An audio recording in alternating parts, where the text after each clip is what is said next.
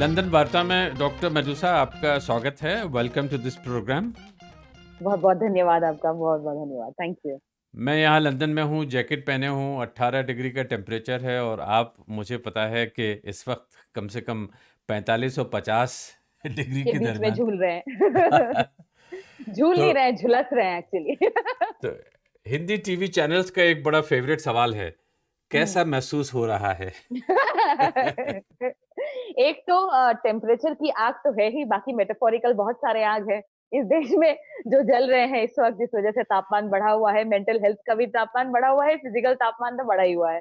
तो ये अगर आप समझ सकते हैं कि क्या महसूस हो रहा है इस वक़्त। हाँ। तो डॉक्टर मेडुसा, ये प्रोग्राम थोड़ा-सा उन लोगों के बारे में ज़रा तफ़सील से, विस्तार से जानने का प्रोग्राम भी है, जिनके बारे में हम कम जानते हैं, लेकिन उनके काम के बारे में थोड़ा-सा ज़्यादा जानते हैं। तो मैं ये चाहूँगा कि डॉक्टर मेडुसा, जहाँ तक मैं समझता हूँ, आप एक लिंग्विस्ट हैं, जी, भाषाविद, ठीक है? जी, और पढ़ाती हैं, जी।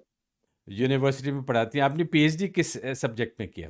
लिंग्विस्टिक्स में ही करी थी। मैंने मेरी पीएचडी जवाहरलाल नेहरू यूनिवर्सिटी से कंप्लीट हुई। मेरा सब्जेक्ट लिंग्विस्टिक्स ही था but I specialised in something called neuro linguistics. मेरा काम अल्जाइमर्स डिज़ीज़ के पेशेंट्स के साथ था और एक्चुअली बात ये होती है कि अल्जाइमर्स डिज़ीज़ की जो डायग्नोसिस है वो न्यूरोलॉजिस्ट करते हैं।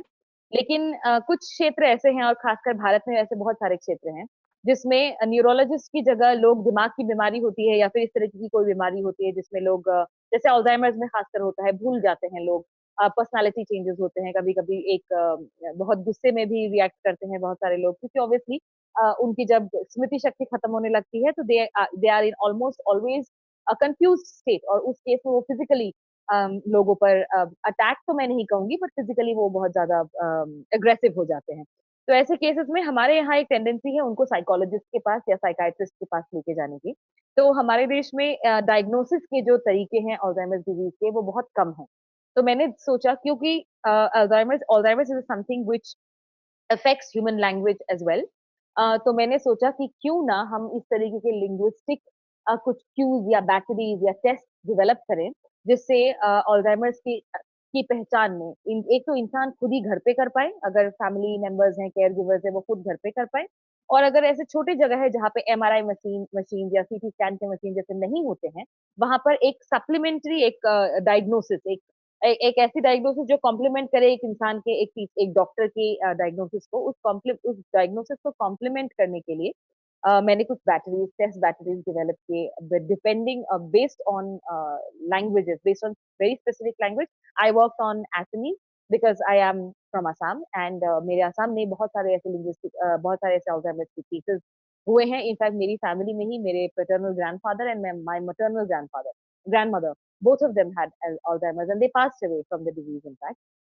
तो बिकॉज़ ऑफ दैट रीज़न एक पर्सनल रीज़न भी था और लिंग्विस्टिकली एक इंटरेस्ट तो था ही हमेशा इस केस में। तो Alzheimer's disease and neuro linguistics पे मैंने अपनी पीएचडी कंप्लीट करी थी। मैं आपको सच बताऊँ, जब मैंने ये इंटरव्यू आपके बारे में तय किया कि करना है, मुझे कुछ आइडिया नहीं था कि आप क्या करती हैं और ये भी मुझे बहुत दिलचस्प लगा जान के जिस सब्जेक्ट पे आप काम कर रही हैं, इसलिए कि एज़ ए ब्रॉडकास्टर मेरा ये फ़ेवरेट सब्जेक्ट है और मैंने ओह बाकायदगी से वंडरफुल! साइकेट्री से रिलेटेड, मेमोरी से रिलेटेड प्रोग्राम भी किए हैं, सीरीज़ भी किए हैं और कुछ अच्छे बड़े लोगों के साथ में किए। इसलिए मैं अभी इस सब्जेक्ट की तरफ वापस आना चाहूँगा आपकी इजाज़त बिल्कुल, से। बिल्कुल। थोड़ा-सा मैं और जानना चाहूँगा किस तरह के मॉड्यूल्स हैं। इसलिए कि जब आपने अल्ज़ाइमर, डिमेंशिया, ये सारी जब चीज़ें आ जाती हैं और अब तो क्या है कि मुझ जैसे लोग भी उस तरफ थोड़ा-सा आगे बढ़ रहे हैं जहाँ इस तरह का खतरा होता है कि जी। खुदा जाने जी। ये उम्र का तकाज़ा है या डिमेंशिया है या अल्ज़ाइमर है, किसी भी तरह का याददाश्त कम होने लगती है और ख़ास तौर पे वो याददाश्त जो ताज़ा है, यानी कि पिछले 5-10 साल की है। वो बातें सब याद रहती हैं जो अब से 50 साल पहले घटी थी। जी, खैर, लॉन्ग टर्म मेमोरी का क्योंकि मतलब quickly just because you said it long term में हमारे ब्रेन में कई सारे डिविजन्स होते हैं ना, हमारे ब्रेन का even though it works as one but बहुत सारे ऐसे फंक्शंस होते हैं जो ब्रेन के कुछ-कुछ हिस्से ही उनको कवर करते हैं। तो लॉन्ग टर्म मेमोरी का जो सेक्शन है, वो अलग है और शॉर्ट टर्म मेमोरी या फिर जो कंपैरेटिवली शॉर्ट टर्म मेमोरी है, उसका सेक्शन अलग है। तो जब अल्ज़ाइमर शुरू होता है, डिपेंड करता है कि कौन से सेक्शन में सबसे पहले अटैक होता है, कौन से सेक्शन में प्लाक और न्यूरोफिब्रिलरी टैंगल्स, जो दो चीजें होती है जिसकी जिसकी वजह से मेनली अल्जाइमर्स होता है, वो कौन से सेक्शन में ज्यादा डेवलप होती है। और आज तक जितना डिस्कवर किया गया है, जितना देखा गया है, मेजरली जो शॉर्ट टर्म वाला सेक्शन है उसी में चीजें डेवलप होती हैं। तो इसीलिए शॉर्ट टर्म का ज्यादा नुकसान होता है लॉन्ग टर्म के कंपैरिजन में। मैं थोड़ा-सा और आपसे इस बारे में जानना चाहूँगा, लेकिन अब मैं आता हूँ ज़रा वो जिसकी वजह से आप ज़्यादातर आजकल खबरों में भी रहती हैं और थोड़ी मशहूर भी हुई, वरना उससे पहले एक भाषाविद को कौन जानता है उसके काम को, कितने लोग, लेकिन यहाँ तो लाखों लोग हैं जो आपको फ़ॉलो करते हैं ट्विटर पे भी, यूट्यूब पे भी।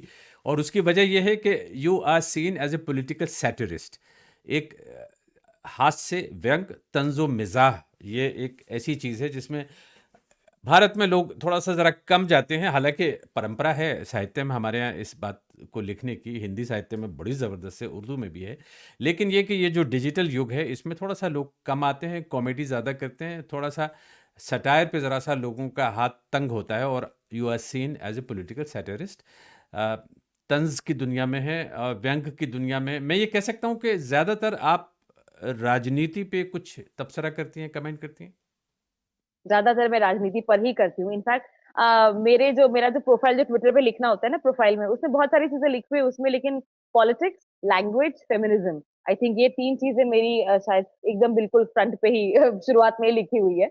क्योंकि ये शुरुआती जर्नी की जब मैंने शुरुआत की थी तो सैटायर का सहारा लेने का की वजह ये थी क्योंकि एक सेल्फ प्रिजर्वेशन की ज़रूरत मुझे महसूस हुई थी इस समय में। वीडियो पर और इंटरनेट पर वीडियो पे अपनी शक्ल के साथ आने के लिए मुझे लगा था कि मुझे सेल्फ प्रिजर्वेशन करना पड़ेगा। और सेल्फ प्रिजर्वेशन करने के लिए क्योंकि मैं भाषाविद हूँ और एक समय में मैं लिटरेचर की भी स्टूडेंट रही हूँ, लिटरेचर एंड लैंग्वेज दोनों ही मेरे माय फर्स्ट लव्स जैसे रहे हैं।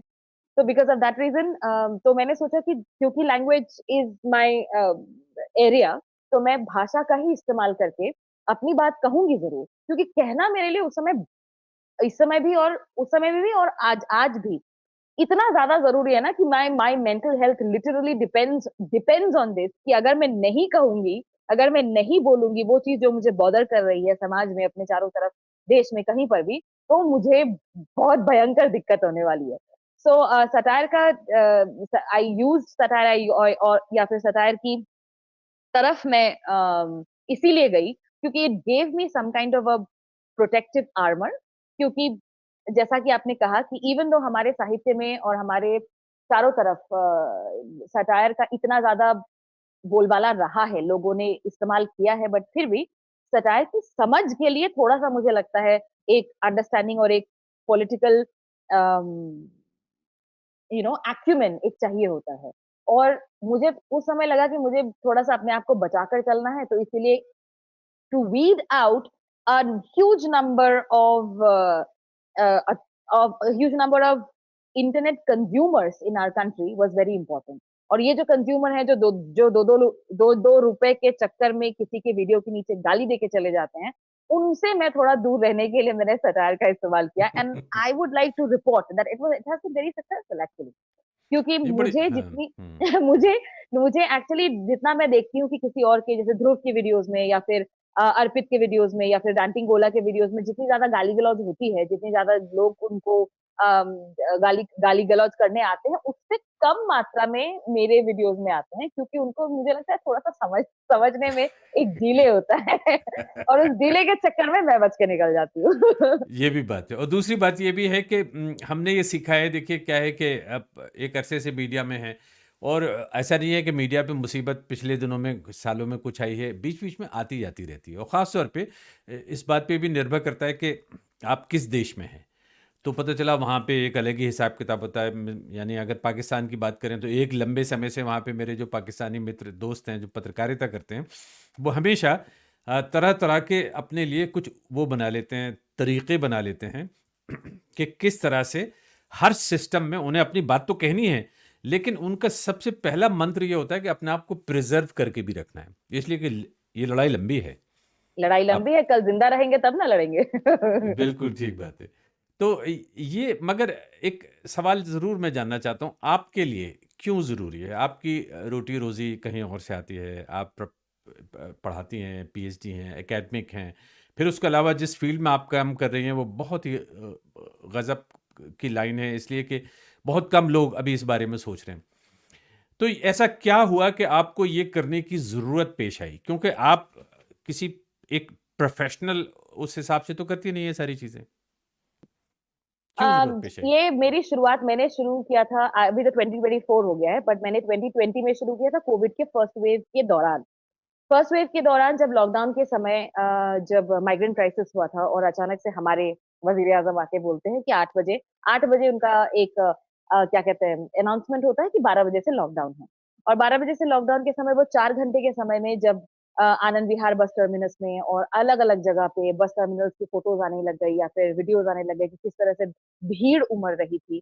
फिर धीरे-धीरे जो लोग साउथ से पैदल चलते हुए अपने घर बिहार या यूपी की तरफ जा रहे थे, उस समय बहुत सारे ऐसे फ़ोटोग्राफ्स आई, तो उसमें एक फ़ोटोग्राफ मुझे आज भी याद है और मैं समझती हूँ कि मुझे लगता है कि शायद वही मेरा ट्रिगर रहा होगा, जिसमें एक बच्चा एक माँ की एक बच्चा सूटकेस के ऊपर सोया हुआ है और उसका परिवार उसे घसीटते हुए लेके जा रहा है। वो बच्चा थका हुआ है, पानी नहीं है। एंड देन उसके बाद आई थिंक अगले ही दिन एक फ़ोटोग्राफ आई थी जिसमें एक माँ ने अपने बच्चे को सड़क पे पैदा किया, ज़मीन में ही शी डिलिवर्ड हर बेबी और फिर बच्चे को धो-धा के मतलब साफ-सफाई करके बहुत धूप थी क्योंकि इसी टाइम पे लॉकडाउन अनाउंस हुआ था और उसे साफ-सुथरा करके वो उसको गोद में लेकर within 2-3 hours she just picks the baby up and she starts walking क्योंकि आप रुक नहीं सकते। ये 2 चीज़ें मुझे आज भी बहुत क्लियरली याद है एंड उस टाइम पे मैंने सोचा था उस टाइम पे मुझे बिकॉज़ ऑफ दिस रीज़न एक अपने प्रिविलेज की बहुत रूड एक अवेकनिंग हुई थी। क्योंकि जैसा आप कह रहे हैं कि मेरी रोज़ी-रोटी इससे चलती नहीं है, मेरी तनख्वाह आ रही थी। मैं एक बहुत ही खुशी कंफर्टेबल जॉब में हूँ। मेरी तनख्वाह आ रही थी, मेरे हस्बैंड की भी परमानेंट जॉब है, वो भी उनकी भी तनख्वाह आ रही थी, मुझे कोई दिक्कत नहीं थी। मेरे घर में उस टाइम पे 2 कुत्ते थे, दोनों कुत्ते सही सलामत थे, मेरा पूरा परिवार सही सलामत था, thank God.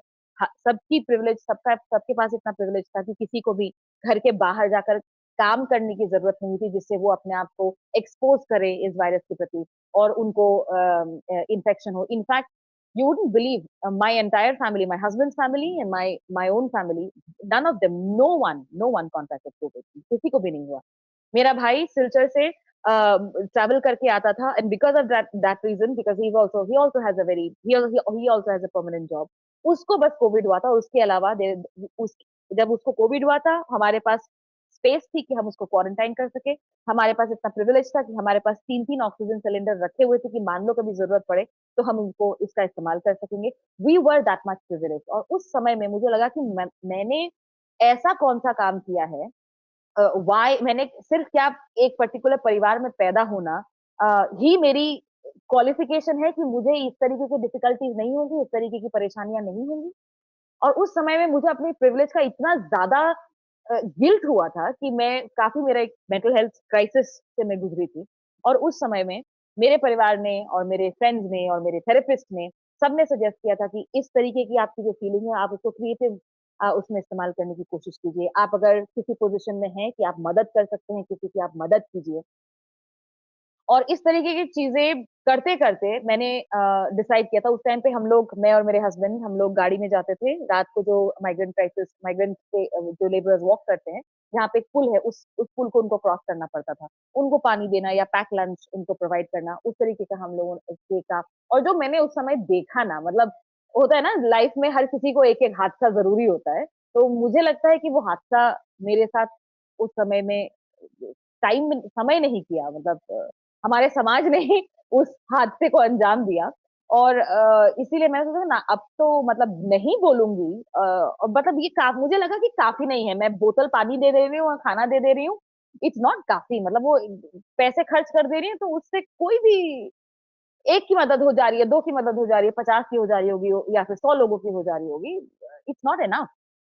And I thought that I have to speak about it. I have to talk about it because इतना एक one sided narrative बन रहा था, इतनी apathy नजर आ रही थी मुझे from the powers that be जिनको जरूरत क्योंकि आपको याद होगा उसी समय में इलेक्शंस चल रहे थे तो कोविड के लॉकडाउन को अचानक से बंद करके अचानक से रैलियां शुरू हो गई थी और अचानक से लोगों के फिर से जमावड़े शुरू हो गए थे एंड लिटरली इलेक्शन के बाद आई थिंक 10-15 दिन बाद ही सेकंड वेव शुरू हो गया था and it was completely because of these people, completely. उसकी उसका कोई और रिस्पांसिबल नहीं है। द सेकंड वेव के लिए nobody else is responsible but the politicians of this country, जिन्होंने नहीं सोचा कि हमें इस वक़्त लॉकडाउन की ज़रूरत है, इस वक़्त मैनेजमेंट की ज़रूरत है, but then they cared about are those political rallies and so on and so forth. तो मेरे अंदर इस तरीके का एक गुस्सा, इस तरीके का एक खुद को लेकर एक गिल्ट भरा हुआ था कि मुझे लगा कहीं न कहीं तो निकालना पड़ेगा, नहीं निकालूँगी तो एकदम पागल हो जाऊँगी, कुछ ना कुछ हो जाएगा। तो I decided that this is how I am supposed to serve. इसी तरह से मैं कर सकती हूँ, मैं अपनी आवाज़ का इस्तेमाल कर सकती हूँ, अपनी लैंग्वेज का इस्तेमाल कर सकती हूँ। I can talk about the issues which are plaguing उन लोगों को जिनकी नैरेटिव को दिखाने के लिए आज की डेट में मीडिया में कोई नहीं। क्योंकि पहले की मीडिया की बात और थी, आज की मीडिया की बात और है। आज की डेट में मुझे नहीं लगता उस नैरेटिव को दिखाने वाला कोई भी है, तो इसीलिए मुझे लगा कि वो फिल गैप तो फिल करना पड़ेगा। अच्छा, आपने गैप फ़िल कर दिया, हमने देखा और बहुत लोग देखते हैं और पसंद करते हैं आपको और आपने बहुत अच्छी बात कही थी कि आप एक जो सतही वो जो ₹2 वाले जिनके बारे में कहा जाता है, वो ट्वीट करने वाले जो लोग होते हैं, वो होते क्या हैं, कुछ बॉट्स होते हैं, कुछ मशीनें होती हैं, कुछ खुदा जाने क्या होता है वो।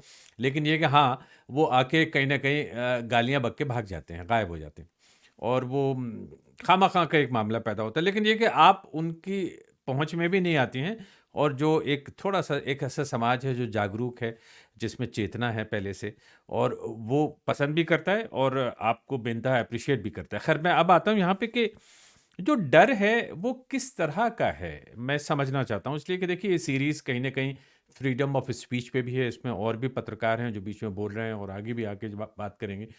मतलब किस तरह का एक डर है फ़ज़ा में, वातावरण में, क्या है? मैं अपनी पर्सनल मैं अपने डर की बात करती हूँ। मेरा एक परिवार है, मेरे हस्बैंड हैं, मेरी फैमिली है। सबके अपने-अपने मम्मी-पापा तो दोनों रिटायर हो गए हैं, लेकिन भाई है जिसकी एक सरकारी नौकरी है, मैं सरकारी नौकर हूँ, मेरे हस्बैंड सरकारी नौकर हैं। मेरे सास-ससुर हैं जिनका एक घर है छोटा-सा यहाँ पर और मैं उत्तर प्रदेश में रहती हूँ और उत्तर प्रदेश में हम सबको पता है कि बुलडोज़र चलता है। और बिना और आप इसके पहले कि आप बुलडोज़र के सामने कोर्ट का कोई कागज़ रखें, तब तक आपके घर पे बुलडोज़र चल चुका होता है। आप और इस देश में न्याय पता नहीं क्यों इतना स्लो है कि आप कोशिश करते रहेंगे लेकिन घर तो टूट गया ना। तो बहुत फ्रैंकली स्पीकिंग मुझे डर है कि अब अपने आप की बात होती तो दूसरी बात थी। मुझे ऐसा लगता है कि शायद मेरे पे बीतेगी, तो मुझे कुछ दि मुझे मुझे दिक्कत नहीं होगी, मैं हैंडल कर लूँगी। अब भी मम्मी बोलती है ना कि बेटा थोड़ा ध्यान से, थोड़ा कम जेल हो जाएगी या फिर वो कर देंगे। तो मुझे लगता है कि मेरे पे अगर अगर अकेले मेरे की बात होती, मेरे तो मुझे शायद कोई इसमें वो नहीं होता। मुझे हमेशा लगता है कि नहीं ठीक है, कोई बात नहीं चले जाएँगे। एक समय में अब now this is something which is very अब छोटा मुँह बड़ी बात टाइप की वो हो जाती है कि एक समय में एक आज़ादी की लड़ाई थी जिसमें बहुत सारे लोग शहीद हुए थे, बहुत सारे लोग जेल गए थे और ये आज की आज़ादी की लड़ाई है। इसके पैमाने अलग है, इसका प्लेटफ़ॉर्म अलग है, लेकिन फिर भी ये भी एक आज़ादी की लड़ाई ही है, मुझे ऐसा लगता है। तो पहले के ज़माने में दूसरे तरीके से लड़ाई की जाती थी, आज के ज़माने में एक डिजिटल तरीके की लड़ाई है और मुझे लगता है कि मैं इस लड़ाई में सही साइड में खड़ी हूँ, सही लोगों के साथ खड़ी हूँ। तो मेरे लिए ये जानना बहुत ज़रूरी है बट अगेन मेरा परिवार है, मेरे हस्बैंड है, सबकी एक-एक वो है और अनफॉर्च्यूनेटली स्पीकिंग इस ज़माने में अगर जैसे कहते हैं ना कि हर किसी को भगत सिंह चाहिए लेकिन पड़ोसी के घर में, अपने घर में पैदा ना हो, पड़ोसी के घर में पैदा हो जाए। तो अनफॉर्च्यूनेटली ये बात सही है और मैं नहीं चाहती कि उन पे कोई भी आँच आए, उन्हें कोई भी तकलीफ हो, किसी भी तरीके की भले ही वो तकलीफ मेरे थ्रू ही क्यों ना जाए, अगर मुझे कुछ होता है, उनको तकलीफ होगी, वो भी उनकी ही एक तकलीफ है। तो मुझे लगता है कि शायद मैं उससे ज़्यादा डरती हूँ और again like I said Uttar Pradesh bulldozer मेरा घर टूट जाएगा, मेरे मम्मी-पापा का घर टूट जाएगा। मेरे मम्मी-पापा असम में रहते हैं, वहाँ भी जो सरकार है, वो भी कुछ खास बढ़िया नहीं है। So, having said that, this is the first and the real fear that I have. Incarceration वगैरह वो सब जेल-वेल में डाल देंगे। मुझे अगर जेल में डाल भी देते हैं, तो मैं शायद वापस निकल के और खतरनाक हो सकती हूँ। मुझे ऐसा लगता है कि क्योंकि फर्स्ट ऑफ ऑल मुझे लगता है कि मैं जब लिखती हूँ, जब बोलती हूँ या फिर जो व्यंग्य करती हूँ, उसमें एक धार है और शायद जेल में जाने के बाद वो थोड़ी धार और शार्प हो जाए। बट अगेन ये सब ऐसा सिर्फ लगता है, बट डर जो है, डर के होने के बावजूद डर, बहुत सारे लोग पूछते हैं कि आपको डर नहीं लगता, बिल्कुल डर लगता है, लेकिन डर मैं के तो सिर्फ़ बावजूद इतना मुझे लगता कहूँगा है कि मेरी जी, एक जी, जी। कंपल्शन हुँ। है। मेरा कंपल्शन है कि मुझे करना पड़ेगा, वरना नहीं तो पागल हो जाऊँगी ना, तो फिर उसके बाद और सँभालना मुश्किल हो जाएगा मुझे। बिल्कुल, बहुत अच्छी बात कही आपने और मैं आपको इसलिए यहाँ पे ये भी कहना चाहूँगा कि देखिए मैं एक लंबे अरसे से मीडिया में हूँ, ये तरह-तरह के दौर आए हैं। ये मेरे नज़दीक भी मैं बड़े इत्मीनान से ये बात कह रहा हूँ, यकीन के साथ ये बात कह रहा हूँ कि ये शायद सबसे ख़तरनाक दौर है। ख़तरनाक इसलिए कि ये एक अजीब इसमें एक अनसर्टेनिटी है, अनिश्चितता है। देखिए क्या होता है कि मैंने ज़माने के दिनों में इंदिरा गांधी के ज़माने में जो इमरजेंसी का पीरियड था वो देखा है, तो उसमें क्या था कि आपको पता था कि कौन लोग हैं करने वाले और किसके खिलाफ करने वाले हैं। यहाँ पे कौन करने वाला है और किसके खिलाफ करने वाला है, ये लाइंस ब्लर्ड हो जाती हैं। मतलब ये बिल्कुल कि ये ब्लर्ड है, और हाँ, आपको जैसे अभी अभी के समय में क्या है ना, अपने परिवार के सामने भी आप एक्सटेंडेड फैमिली के सामने, मैं तो बहुत लकी हूँ कि मेरे मम्मी-पापा दोनों, दोनों विवेकशील हैं और उनको समझ में आता है, क्या नहीं, और ये सब ध्रुव राठी की वीडियोज़ के पहले था। उससे पहले ही मेरे मम्मी-पापा दोनों ही बहुत ही इस मामले में आई एम वेरी लकी, मम्मी-पापा, भाई-बहन सब लोग बहुत बहुत अवेयर है इस मामले में। बट अगेन अपने परिवार के साथ, अपने दोस्तों के साथ बात कर पाना इतना मुश्किल हो गया है, इतना वो हो गया है कि अब आपको समझ में नहीं आता कि कभी-कभी कुछ बातें सुनते हैं ना, तो हमको लगता है कि ऐसा ऐसा ऐसा आप कैसे सोच सकते हैं, या ऐसा आप कैसे बोल सकते हैं? फॉर एग्जाम्पल मेरे को कई बारी ऐसा फील होता है, जैसे आप किसी के साथ आर्ग्यूमेंट कर रहे होते हैं ना, तो उस समय में वो आर्ग्यूमेंट का जवाब नहीं निकल पाता है। वो जवाब इसलिए नहीं निकल पाता है कि आपको पता नहीं है या वो उसके आर्ग्यूमेंट में कोई दम है। वो जवाब इसलिए नहीं निकल पाता कि आप इस बात का भरोसा नहीं कर पाते, इस बात का विश्वास नहीं कर पाते कि ये इंसान जो पढ़ा लिखा है, जिसको आप आज तक समझते थे कि अच्छा इंसान है, विवेक वाला इंसान है, नफ़रती नहीं है, वो भी इस तरीके की बात कर रहा है। मतलब बेसिर पैर की व्हाट्सएप फॉरवर्ड से सीधा-सीधा व्हाट्सएप फॉरवर्ड से लिया हुआ सम रैम्पेंट इस्लामोफोबिक ट्राइब आपको वो रहा है, somebody who has a PhD, who has probably, you know, has had years and years of teaching experience, जिसने अपने हाथों से स्टूडेंट्स को, इस देश की नई पीढ़ी को गढ़ा है, वो इंसान इस तरीके की बात कर रहा है, तो आपको कभी-कभी वो, मैं हतप्रभ, एक शब्द है हिंदी में, हतप्रभ हो जाते हैं कि I I don't even know what to say to those people, और उनको लगता है हाँ, हाँ, चकमा दे दिया तो अब जवाब नहीं आ पा रहा। नहीं, नहीं भाई, जवाब है, बट हमें विश्वास नहीं हो रहा है कि तुमको मुझे ये जवाब देना पड़ रहा है। मैं ट्विटर पे देख रहा था तो मैंने लेटेस्ट आपकी फिर ट्वीट देखी और फिर आपका एक छोटा-सा सेगमेंट भी देखा जिसमें आपने वीडियो डाला था अपना और वो पैलेस्टाइन के मसले पर था। और वो मैंने उसमें एक चीज़ और नोट की कि आमतौर पे तो थोड़ा-सा आप थोड़ा-सा कूल हेडेडली कर लेती हैं, मुस्कुरा के भी करती हैं। लेकिन आज मैंने उस क्लिप में बेइंतहा गुस्सा देखा जिसको कि आप बहुत ज़्यादा दबाने की कोशिश कर रही थी, छिपाने की कोशिश कर रही थी। बिल्कुल, बिल्कुल, आप बिल्कुल यूज़ कीजिए। वैसे भी मैं हमेशा कहती हूँ कि जो मेरा वो काम है, कभी भी मुझे कोई फ़ोन करता है ना, पूछता है, परमिशन लेता है, या फिर मान लीजिए किसी पेज ने अपलोड कर दिया और उसमें टैग नहीं किया, तो मेरे कुछ फॉलोवर्स हैं जो बोलते हैं, देखो इन लोगों ने टैग नहीं किया आपको, आप इन्हें बोलो, आप इनको मैसेज करो, तो मुझे कोई फ़र्क नहीं पड़ता उससे। आपको मेरे वीडियोज़ यूज़ करने हैं, कहीं भी यूज़ करने हैं, आप बेझिझक यूज़ कीजिए। आपको मेरी लैंग्वेज यूज़ करनी है, उसको यूज़ कीजिए।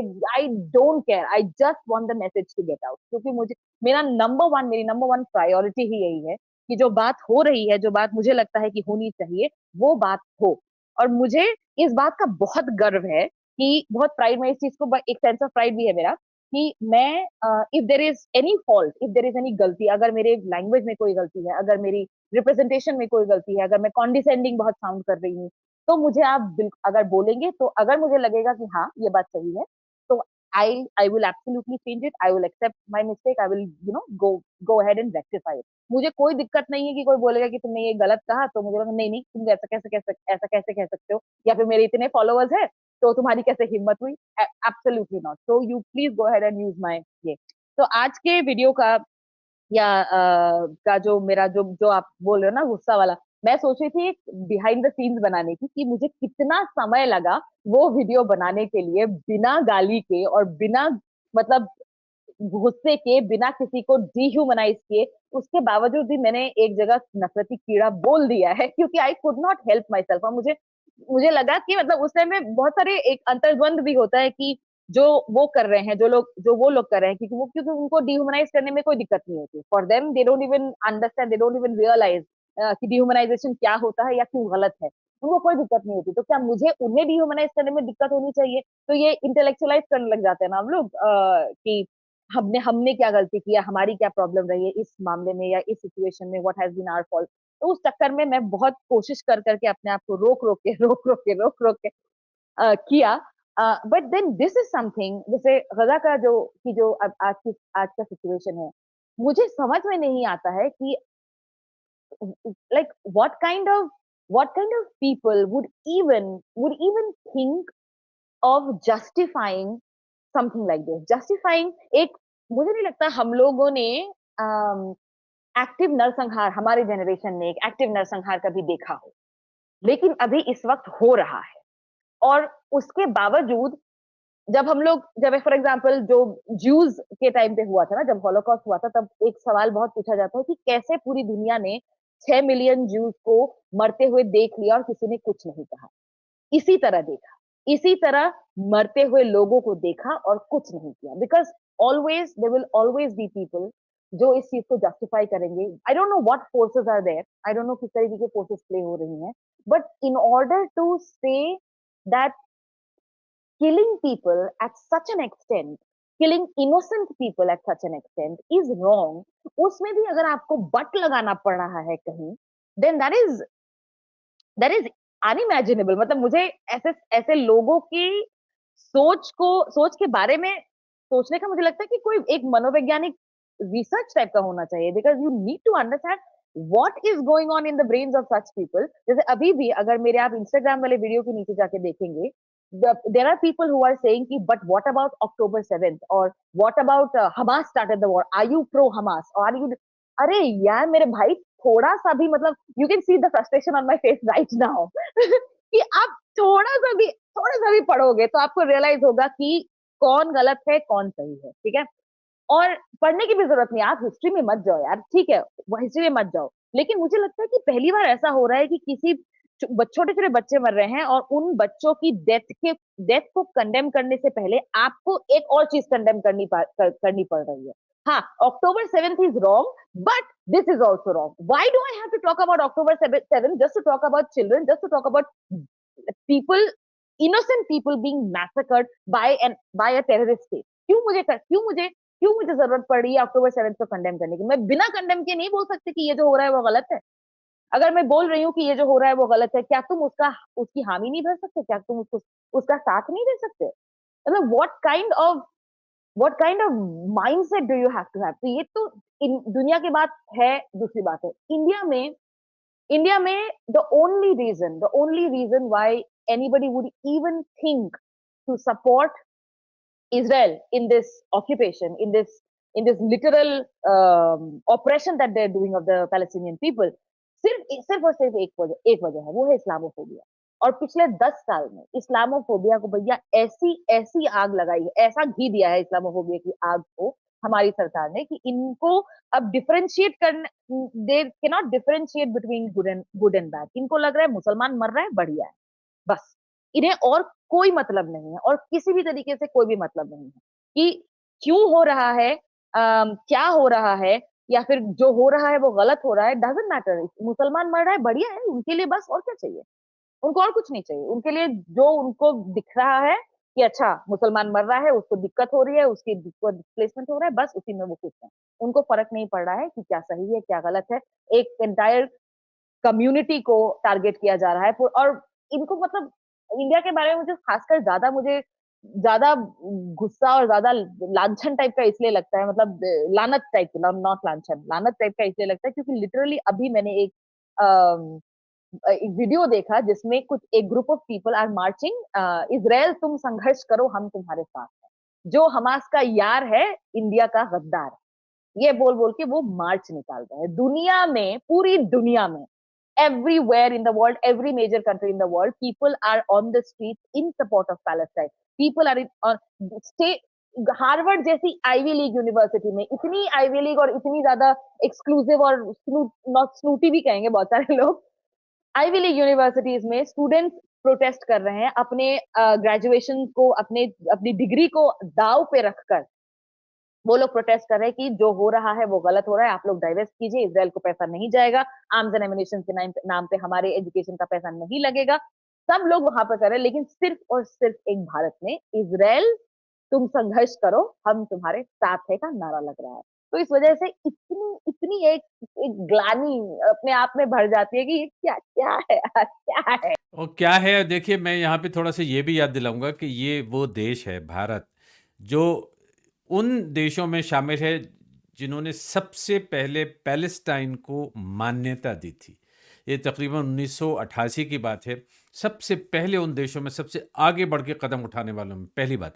दूसरी बात ये कि उन लोगों को शर्म नहीं आती जो ये सब बातें करते हों, चिल्लाते हों। उसकी वजह क्या है कि आज की तारीख में दुनिया भर में पैलेस्टाइन के प्रति और जो लोग जिस तरह से गज़ा में मर रहे हैं, उस पूरे वॉर के ख़िलाफ़ जो लोग आवाज़ उठा रहे हैं, वो दुनिया में जो मेजॉरिटी है, वो सामने निकल के आ गई है। इतनी निकल के आ गई है कि वो वेस्ट, जो एक तरह से इज़राइल के साथ हमेशा खड़ा होता था, लेकिन आज वो शशोपंज में मुब्तला है कि वो इज़राइल को सपोर्ट करे ना करे, और वो भी वहाँ से विथड्रॉ कर रहा है। और तीसरी बात, उसमें एक बात और कहूँगा कि भारत को इतना वक़्त लगा हमास में, अभी जो जो हमास का पूरा वाक़या हुआ, उसके बाद में तो भारत ने बड़ी जल्दी से अपनी प्रतिक्रिया व्यक्त की थी, और ठीक भी की थी, बिल्कुल सही बात थी वो। लेकिन उसके बाद में फिर उनको बड़ा टाइम लगता है रिएक्शन देने में। लेकिन अभी हाल ही में जो कुछ वो हुआ है, जो गज़ा में जो रफ़ा पे जो हमला हुआ, जिसमें इज़राइल ने कहा कि वो गलती से हो गया, फिर उन्होंने दोबारा कर दिया, फिर भी वो भी कह देंगे गलती से हो गया। भी गलती से लेकिन हो गया। उसमें इंडिया को अल-शिफा में जब अटैक हुआ था, वो भी तो गलती से ही हुआ था उनके। जी, पहले जी। बोल रहे थे हमास ने खुद ही करा, उसके बाद उन्होंने बोला कि अच्छा गलती से। और उसमें इंडिया को रिएक्ट करने में काफ़ी टाइम लगा। आज ही मैं देख रहा था कि आज कहीं जाके जो मिनिस्ट्री है, विदेश मंत्रालय, उसमें उन प्रवक्ता ने कहा कि नहीं, हम तो पहले भी साथ में थे पैलेस्टाइन के, और उनको लगा कि हाँ, ये तो बड़ी अजीब-सी बात है। उसकी वजह क्या है कि भारत के बहुत सारे जो एलाइज़ हैं, यानी जो जिनके साथ में भारत का लेना-देना है, बिज़नेस है, सारी चीज़ें, वो सब इस वक़्त पैलेस्टाइन के साथ में खड़े हैं, इक्का-दुक्का लोगों को छोड़ के। तो शायद अब ये एहसास हुआ मिनिस्ट्री ऑफ एक्सटर्नल अफेयर्स में कि भाई आप खामोश क्यों बैठे हुए हैं? दुनिया भर ने अपना रिएक्शन दे दिया था वो राफ़ा वाले मामले पे। ख़ैर, तो मैं ये कह रहा था कि वो देश जो सबसे पहले खड़ा था, और आज उसकी वो विदेश नीति किसी हद तक सही साबित होती है कि जब हम ये देखते हैं कि आज किसने रिकॉग्नाइज़ किया, तो पता चला ये वो, फिर पता चला स्वीडन उन लोगों में था, उन कंट्रीज़ में था जिन्होंने पहले रिकॉग्नाइज़ किया था पैलेस्टाइन को। और आज कौन अभी लोग आ रहे हैं निकल के, मिसाल के तौर पे कि नॉर्वे है, ये है और आयरलैंड है। ले लेकिन भारत 1988 में वो कदम उठा चुका था, पहले से रिकॉग्नाइज़ कर चुका था, और आज तकरीबन 150 देश उस फैसले की तरफ बढ़ रहे हैं। तो मैं समझता हूँ कि ये एक गर्व का क्षण होना चाहिए हर भारतीय के लिए कि उन्होंने किस किस लेकिन आज की जो राजनीति है, जो चीज़ें हैं, वो बिल्कुल दूसरी है, और जिससे आपने खुद ही कहा कि इज़राइल के समर्थन में लोग खड़े हो गए अचानक। एक और चीज़ पता है क्या है कि दुनिया में जितने भी कंट्रीज़ हैं, जैसे यूएस है, यूएस टेक्निकली आज की डेट में वो इज़राइल का सबसे बड़ा आर्म्स एंड एम्यूनिशन सप्लायर है। UK has also very clearly supported them. France ने आई थिंक अभी आईसीजे में जो इंटरनेशनल कोर्ट ऑफ जस्टिस में जो उनके खिलाफ जो वो लगा है केस है, उस केस को सपोर्ट किया है। जर्मनी भी इज़राइल का ही सपोर्ट कर रही है। उनका अपना प्रीवियस गिल्ट रहा हो, हिस्टोरिकल गिल्ट रहा हो, जिस भी वजह से वो कर रहे हैं। जिन भी बड़े-बड़े कंट्रीज़ हैं जो मेनली जिनको हम लोग सुपर पावर्स कहते हैं, दो सुपर पावर्स आर जो उनका एडमिनिस्ट्रेशन, जो उनकी हुकूमत है, हुकूमत सपोर्ट कर रही है इज़राइल को। लेकिन आवाम हर जगह, इन सभी कंट्रीज़ में आवाम ज़मीन पर है, आवाम बाहर निकली हुई है, प्रोटेस्ट कर रही है इन फेवर ऑफ फिलिस्तीन। हमारा देश एकमात्र ऐसा देश है जिसकी हुकूमत तो टेक्निकली ऑन पेपर फिलिस्तीन के साथ है, लेकिन आवाम वेरी पब्लिकली इज़राइल के साथ है, क्योंकि मैंने कहीं पे भी पूरे देश में प्रो फिलिस्तीन कोई भी मार्च, किसी भी तरीके का प्रोटेस्ट लार्ज स्केल में नहीं देखा है, and that is a failure for our country. इतने 140 करोड़ की जनता में हम लोग एक ऐसे देश के लिए नहीं खड़े हो पा रहे हैं जिसको सपोर्ट करने की हमारी हिस्ट्री बहुत पहले की है। और इसमें it's not just simple Islamophobia, it's the idea, it's also one of the ideas कि अच्छा ये तो नेहरू ने सपोर्ट किया था, तो ऑब्वियसली नेहरू जी जो करते करते हैं वो तो गलत ही करते हैं, उनकी तो सारी पॉलिसीज ही गलत रही है, तो ऑब्वियसली उसका भी हमें अपोज करना है कि फिर उसने उसने कर दिया तो हम थोड़ी ना करेंगे टाइप से। तो ये जो एटीट्यूड लोगों में भर गया है ना, जो नॉर्मल एवरीडे हिंदुस्तानी अवाम में भर गया है, और ये मुझे लगता है बहुत ज़्यादा शेमफुल। मुझे बहुत शर्म आती है इस बात पर कि जहाँ पर हुकूमतें इज़राइल के साथ है, वहाँ आवाम सड़क पर है और हम लोग सड़क पे लेकिन नहीं चल पाए। हम लोग we have not been able to do. यहाँ पे ये भी याद दिला दीजिए इसलिए कि इतनी बातें हमने की हैं लेकिन अभी तक मैंने आपसे ये नहीं पूछा कि आपकी चैनल का नाम क्या है जो यूट्यूब पे नहीं, मेरे चैनल का नाम डॉक्टर मेडुसा ही है। डॉक्टर मेडुसा आप टाइप करेंगे तो मुझे लगता है पहला मेरा ही आएगा आएगा। अच्छा, मिलियन डॉलर क्वेश्चन आ रहा है आपके लिए और आपकी मर्ज़ी है आप जवाब दें या ना दें। डॉक्टर मेडुसा का असली नाम क्या है? नहीं, ये तो नहीं बता सकते। मैं आपको ऐसे ही ईमेल में बता दूँगी। मैं आपको ईमेल में बता दूँगी क्योंकि again this is also part of the self preservation thing क्योंकि अनफॉर्चुनेटली क्या है ना, जहाँ पे मैं काम करती हूँ, वहाँ पे हमें एक प्रोफाइल बनाना पड़ता है और उसके चक्कर में वो प्रोफाइल पब्लिक है बिकॉज़ मेरे स्टूडेंट्स हैं और सो ऑन एंड सो फोर्थ। तो अगर उनको कभी कोई दिक्कत होती है तो वो डायरेक्टली कॉल कर सके इस चक्कर में। तो मेरा फ़ोन नंबर, मेरा घर का एड्रेस, एवरी सिंगल थिंग मतलब डॉक्सिंग जिसको बोलते हैं ना, मैंने खुद ही अपने आप को डॉक्स कर रखा है इंटरनेट पे। तो इसी वजह से इंटरनेट पर मेरी प्रेज़ेंस की वजह से आई अनफॉर्चुनेटली एंड अगेन फिर से मैं बोलूँगी उत्तर प्रदेश में मैं रहती हूँ। इस चक्कर में अनफॉर्चुनेटली मैं अपना नाम उस तरीके से नहीं कर लेकिन अदरवाइज़ वैसे अगर कोई मेहनत करेगा ना थोड़ी-सी भी, एक एक 1 दिन की मेहनत है बस मिल ही जाएगा। नहीं, नहीं मत मत एनकरेज कीजिए, लोग बिलावजह अपना वक़्त ज़ाय करके लग जाएँगे और फिर बातें कहीं से कहीं निकल जाती हैं। लेकिन दूसरी बात ये है कि जो आप कर रहे हैं, देखिए बड़ा हिम्मत का काम है, सच बात ये है कि और आप को तो मैं इसलिए भी और ब थोड़ी-सी प्रशंसा और करनी होगी पूरे एक आपके आस-पास पूरे घरवालों की भी कि आपके हस्बैंड आपके साथ हैं। साथ इस सेंस में है कि भई जो भी आप करती हैं, आप करिए। मतलब आप को कोई परेशानी उसकी वजह क्या है कि आपने देखिए आँच अगर आप पे आती है तो वो पूरे घर पे आती है, घर पे आती है तो फिर आप पे भी आती है। तो मैं समझ सकता हूँ कि आपकी जो चिंता है या कंसर्न है वो क्या हो सकती है। तो वो डॉक्टर मेडुसा के नाम से यूट्यूब पे चैनल है ना? हुँ, हुँ, यस फिर यूट्यूब पे, उस पे, इंस्टाग्राम पे, ट्विटर पे हर जगह मेरा एक ही है, डॉक्टर मेडुसा। डॉक्टर मेडुसा, हाँ।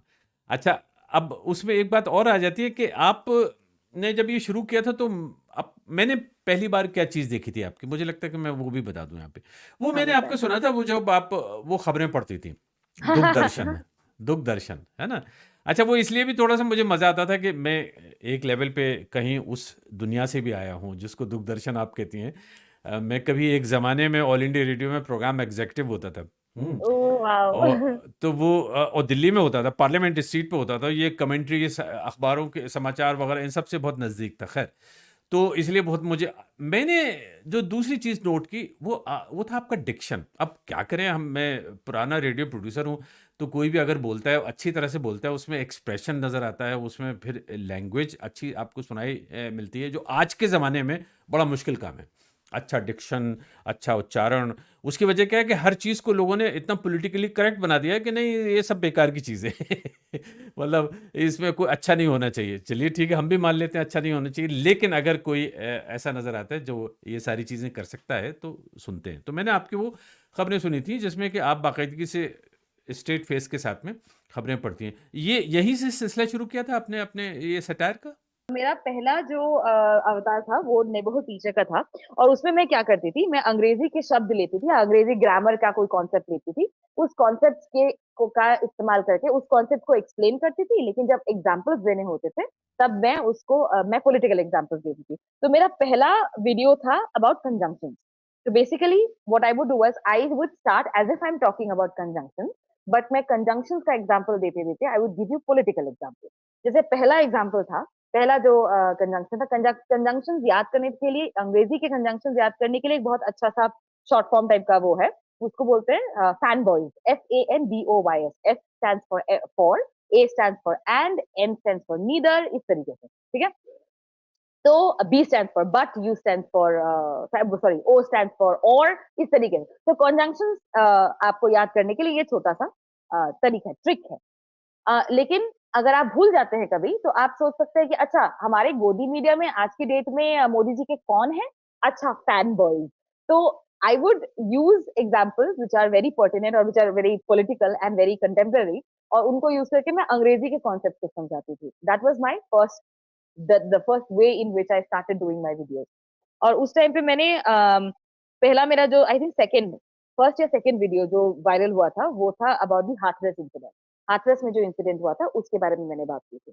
किस तरह से, क्योंकि हाथरस में एक दलित महिला का वो होता है, बलात्कार होता है, 4 ठाकुर लोग होते, ठाकुर लड़के होते हैं, वो करते हैं। और उसमें मैंने पैसिव वॉइस, एक्टिव वॉइस समझाया था, क्योंकि किस तरह से हम लोग की भाषाओं में, हम लोग की रोजमर्रा की भाषा में हो या फिर मीडिया की भाषा में हो, जब भी हमें इस तरीके के किसी इवेंट को या इस तरीके की किसी घटना को हमें बताना होता है, हम हमेशा इस तरीके के सेंटेंस यूज करते हैं। For example, X Y girl was raped.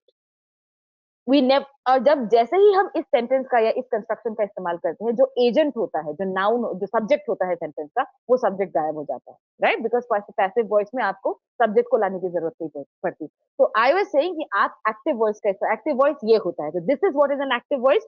Four upper caste main rape a Dalit woman. तो पहले you the first focus should come towards the person who has actually done the crime. आप crime, आप जो victim को उठाने के चक्कर में, विक्टिम को दिखाने के चक्कर में, आपने जिसने परपिट्रेटर, जो परपिट्रेटर है, जो क्रिमिनल है, उसको आप गायब कर देते हो। That was my second video which went extremely viral.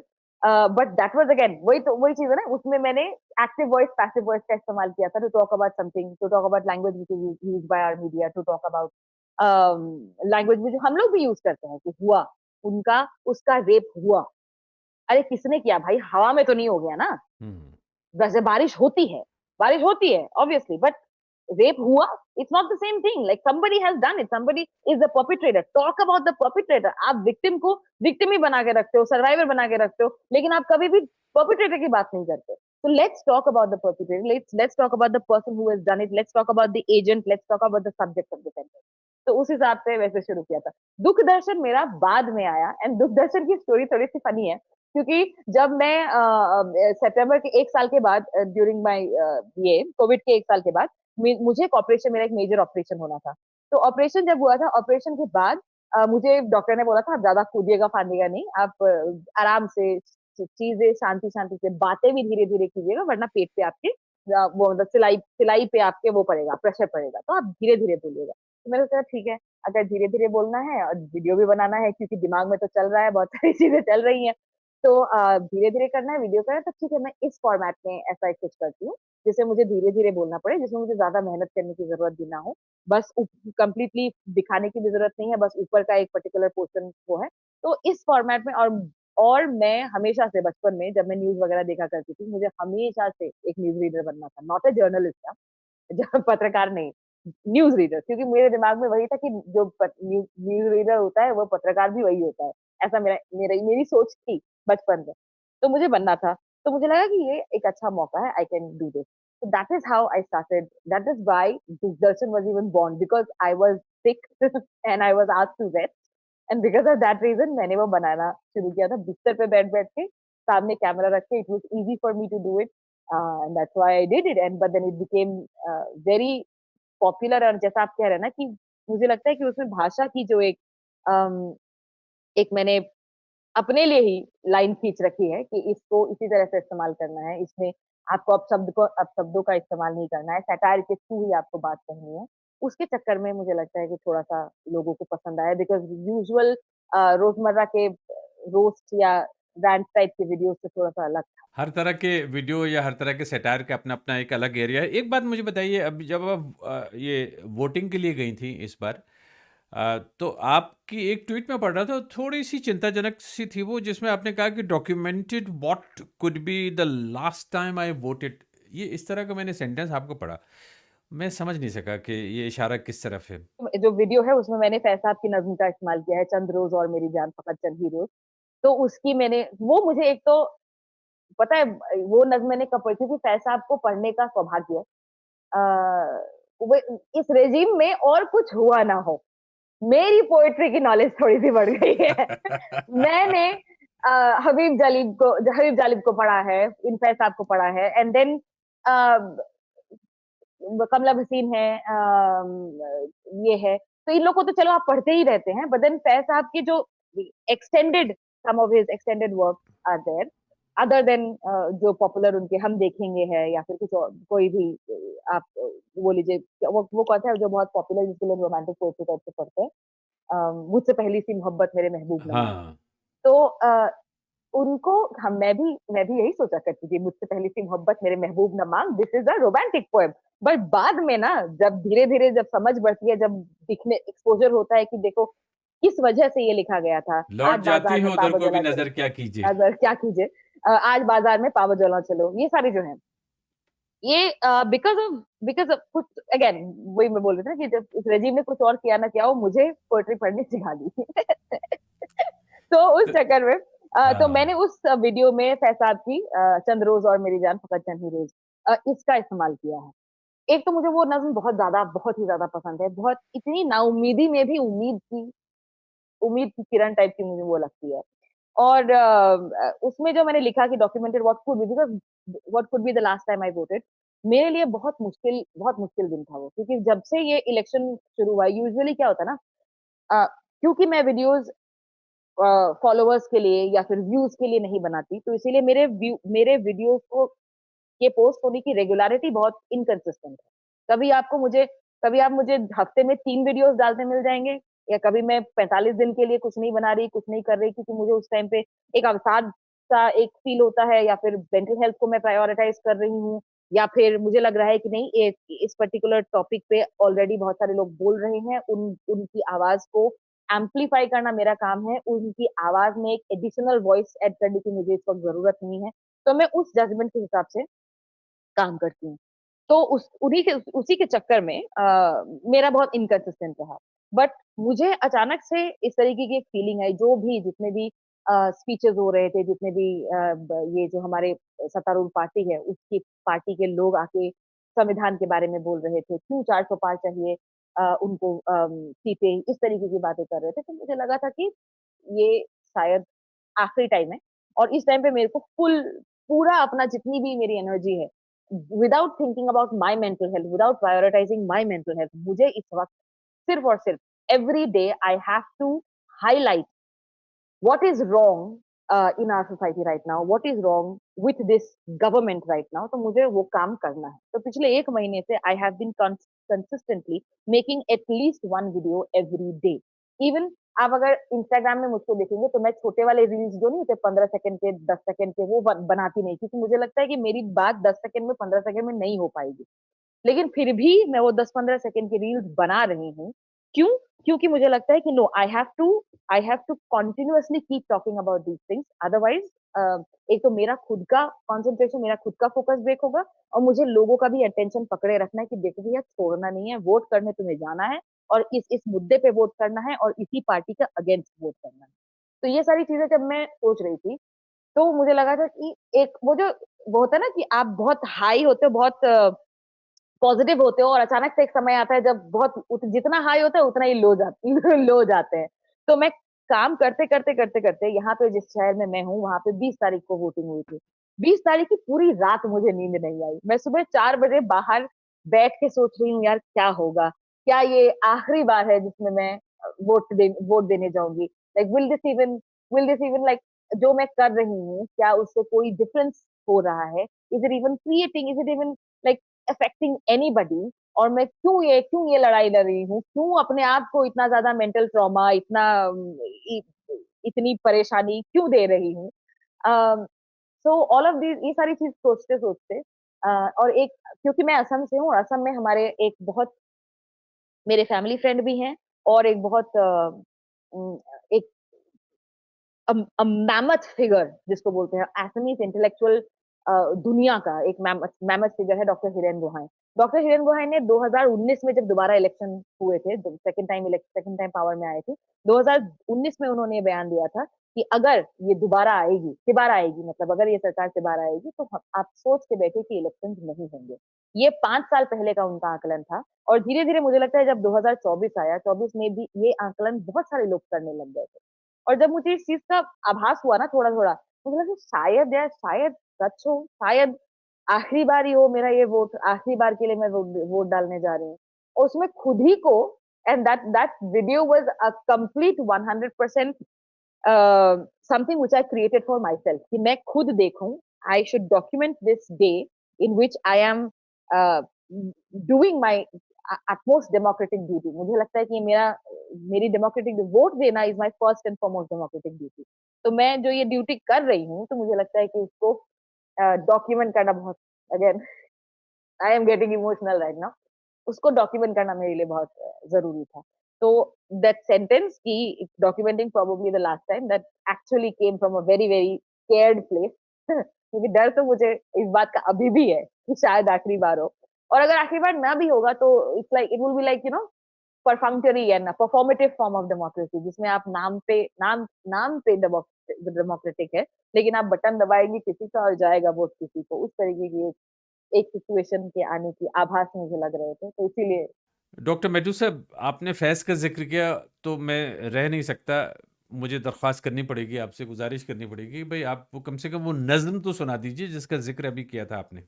उसकी जगह मैं एक और नज़्म पढ़ना चाहती हूँ, जो मुझे लगता है कि आज की डेट में हम लोग बहुत कंटेम्परेरी है और बहुत बहुत ज़रूरी भी है इसको वो और बहुत ये मुझे लगता है कि बहुत अलग-सी है फैज़ साहब की खुद की लिखी उसमें। नंग का नाम है कुत्ते, आपने सुना ही होगा। और अभी साउंड इफ़ेक्ट भी आ रहा है पीछे से। हाँ। हाँ, तो साउंड इफ़ेक्ट के साथ कुत्ते। ये गलियों के आवारा बेकार कुत्ते, कि बख्शा गया जिनको ज़ौक़े गदाई। ज़माने की फिटकार सरमाया इनका, जहाँ भर की दुत्कार इनकी कमाई। ना आराम शब को, न राहत सवेरे, गलाज़त में घर, नालियों में बसेरे। जो बिगड़े तो एक दूसरे से लड़ा दो, ज़रा एक रोटी का टुकड़ा दिखा दो। ये हर एक की ठोकरें खाने वाले, ये फाकों से उकता के मर जाने वाले, ये मज़लूम मख़लूक गर सर उठाएँ तो इंसान सब सरकशी भूल जाएँ। ये चाहे तो दुनिया को अपना बना ले, ये आकाओं की हड्डियाँ तक चबा ले। कोई इनको एहसास ज़िल्लत दिला दे, कोई इनकी सोई हुई दुम हिला दे। वाह! मुझे क्या ये बात है। एहसास ज़िल्लत बहुत अच्छी लगती है और मुझे लगता है कि हमारे पूरे देश के लोगों को ये एहसास ज़िल्लत दिलाना बहुत ज़रूरी है। बहुत उम्दा, बहुत अच्छी सुनाई आपने, बहुत उम्दा। और देखिए क्या है कि फैज़ साहब, ये वो चीज़ें हैं जो पिछले 40-50 सालों में जब भी एक्सप्रेशन ऑफ डिसेंट, एहतजाज, प्रतिरोध का मौका आता है, तो ये सारी चीज़ें पढ़ी जाती हैं और फैज़ साहब हमारी और आपकी बड़ी हिम्मत बढ़ा देते हैं। जैसे कि ऐसे-ऐसे तंज़िया अंदाज़ से वो बात कहते हैं, निसार मैं तेरी गलियों पे, निसार मैं तेरी गलियों के ए वतन के जहाँ, चली है रस्म के कोई ना सर उठा के चले, जो कोई चाहने वाला तवाफ़ को निकले, नज़र चुरा के चले, जिस्म जाँ बचा के चले। लेकिन वही हम सब लोग भी बचा के चल रहे हैं किसी न किसी तरह से। तो एग्ज़ैक्टली जो हम लोग कर रहे हैं ना, हमारी ज़िंदगियाँ जो है इस वक़्त, वो itself there it's that is itself a commentary on the government, on the हुकूमत, उसी की कमेंटरी अगर हम सोच भी रहे हैं ना, कि जैसे मैं प्रिज़र्वेशन के बारे में सोच रही हूँ, कुछ बोलने से पहले मैं सटायर का सहारा ले रही हूँ डायरेक्टली बोलने की बजाय, that itself is a commentary on the fact कि मैं आज़ाद नहीं हूँ। लेकिन फिर भी देखिए कुछ चीज़ें ऐसा होता है ना कि कभी-कभी थोड़ा-सा अतिशयोक्ति भी करनी पड़ती है। मैं ईमानदारी से एक बात कहूँगा कि थैंक गॉड कि अभी भी उस देश में, वो मेरा देश है, उसमें इतना सेंस प्रिवेल करता है कि एक बड़ी तादाद में जो साइलेंट मेजॉरिटी जिसे कहते हैं, वो समझती है इस बात को कि हाँ, कुछ ऐसा एक पीरियड है जिसमें कि कुछ लोग अचानक एक एक जिसे कहते हैं ना कि डिसरप्शन का दौर है।